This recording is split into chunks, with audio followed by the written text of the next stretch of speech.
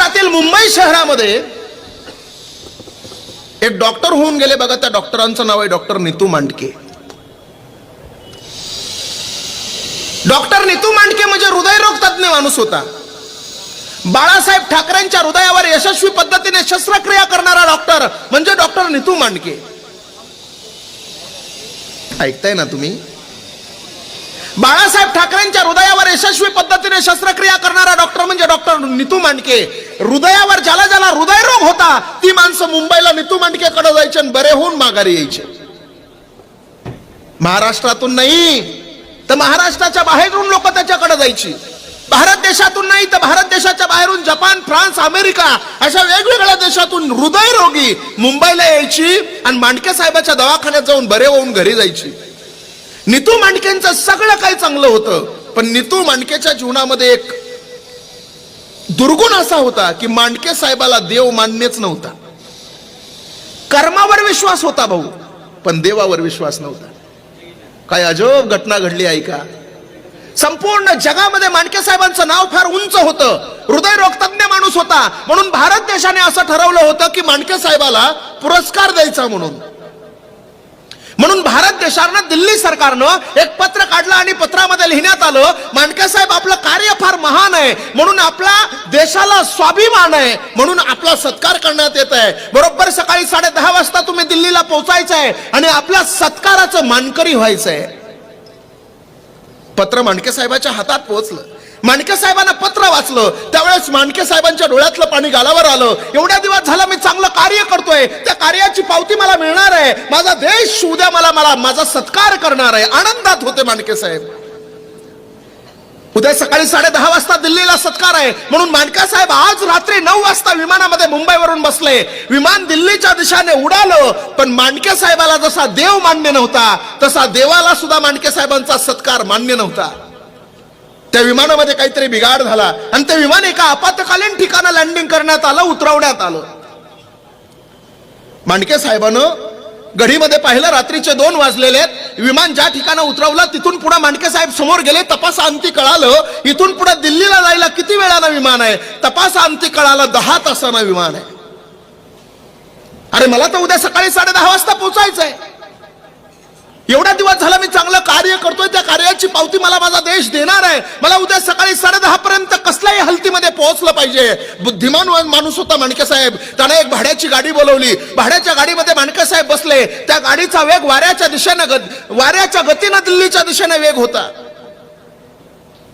परंतु तो सत्कार नियतीला मान्य नव्हता, देवाला मान्य नव्हता. ढगांचा कडकडाट झाला, धोधो अशा पद्धतीचा पाऊस पडू लागला. त्या पडत्या पावसामध्ये वाऱ्याच्या गतीनं दिल्लीच्या दिशेने गाडी धाव घेत होती, परंतु पुढे एक अरुंद पूल आला. नेमका त्या पुलावरून मांडके साहेबांचा रस्ता चुकला. 5 किलोमीटर, 10 किलोमीटर, 15, 20, 100 किलोमीटर चुकीच्या रस्त्यानं प्रवास झाला. पहाटेचे 4 वाजलेले.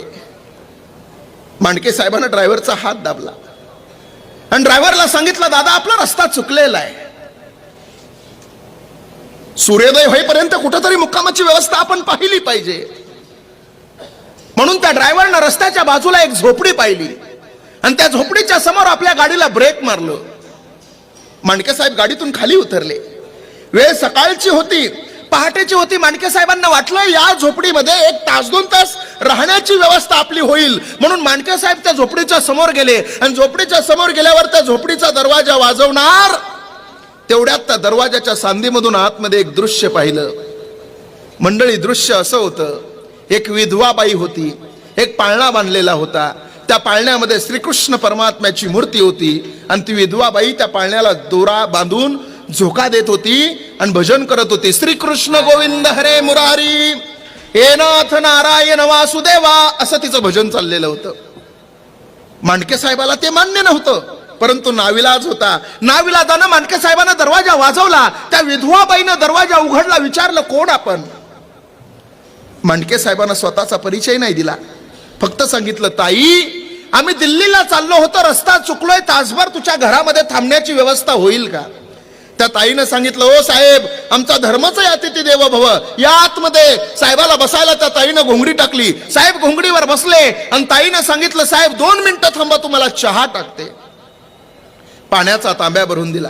साहेबानं पाणी ग्रहण केलं आणि ताईनं चुलीवरती चहा टाकला. पण देवाच्या नामचिंतामध्ये इतकी वेडी होती नामचिंतनामध्ये, तिला असं वाटलं चहा उकळेपर्यंत पुन्हा पाळण्याच्या समोर जाते, पुन्हा भजन करते. आणि भजन सुरू झालं. श्रीकृष्ण गोविंद हरे मुरारी, हे नाथ नारायण वासुदेवा. 5 मिनिटं झालं, 10 मिनिटं झालं, 15 मिनिटं झालं, भजन सुरू झालं. भजनामध्ये रमून गेली. अचानक लक्षामध्ये आलं कोणीतरी पाहुणा बाहेर आलाय, चुलीवर चहा टाकलाय. पाळण्यासमोरची उठली, धावत धावत चुलीपर्यंत पोहोचली. तोपर्यंत चुलीवरचा संपूर्ण चहा जळून गेलेला होता. पुन्हा पाहुण्याकडे गेली. साहेब 2 मिनिटं थांबा, तुम्हाला दुसरा चहा टाकते. आता मात्र साहेबांना तिला 2 प्रश्न विचारले. पहिला प्रश्न विचारला, ए ताई, मी आता त्याच वेळेस तुझ्या हातचा चहा पिल ज्या वेळेस तू माझ्या 2 प्रश्नाची उत्तर देतील. ती म्हणली, ओ साहेब, तुमचा परिचय तरी सांगा, तुमचं नाव काय ते तरी सांगा. साहेबांना सांगितलं, मी माझा सगळा परिचय तुला देतो, पण अगोदर माझ्या 2 प्रश्नाची उत्तरं दे. साहेबांना पहिला प्रश्न विचारला, कागताई, गेले अर्धा तास झालं पाहतोय मी तू त्या पाळण्याला झुका देतीये, त्या पाळण्यामध्ये नेमकं कोण आहे? त्या ताईच्या डोळ्यातलं पाणी गालावर आलं आणि त्या ताईनं सांगितलं, साहेब, त्या पाळण्यामध्ये माझा भगवान श्रीकृष्ण परमात्मा आहे. मांडके साहेबांना सांगितलं, अगं वेडी आहेस का तू? या जगामध्ये देवच नाही, कशाला तू त्या देवाची भक्ती करते? आता मात्र ती ताई रागवली आणि म्हणायला लागली, ओ साहेब, तुम्हाला इथं आसरा दिला, काही चुकी केली का मी? तुमचं मला नाव माहित नाही, तुमचं गाव माहित नाही, तुम्ही आलात कुठून, चाललात कुठं मला माहित नाही, तुम्ही काम करता काय मला माहित नाही, तरी सुद्धा तुम्ही मला प्रश्न विचारले. मी तुमच्या प्रश्नाचे उत्तर द्यायला तयार आहे, म्हणून काहीही विचाराल का?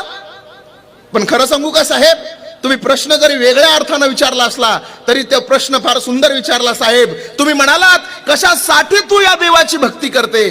तर ऐका ना साहेब, तुमचं नाव मला माहित नाही, तुम्ही आलात कुठून, चाललात कुठं, तुमचं काम काय, तुमचा परिचय मला काहीच माहित नाही, तरी सुद्धा तुमच्या दुसऱ्या प्रश्नाचं उत्तर देते तुम्हाला साहेब.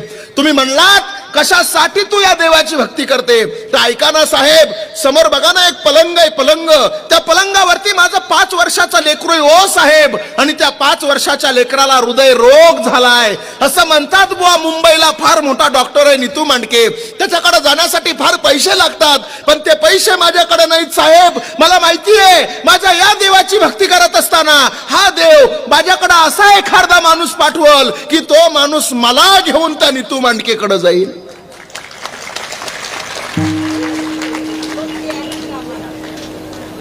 आतापर्यंत ताईच्या डोळ्यात पाणी होतं, आता साहेबाच्या डोळ्यातलं पाणी खाली गालावर आलं. आणि साहेब काय म्हणले माहितीये?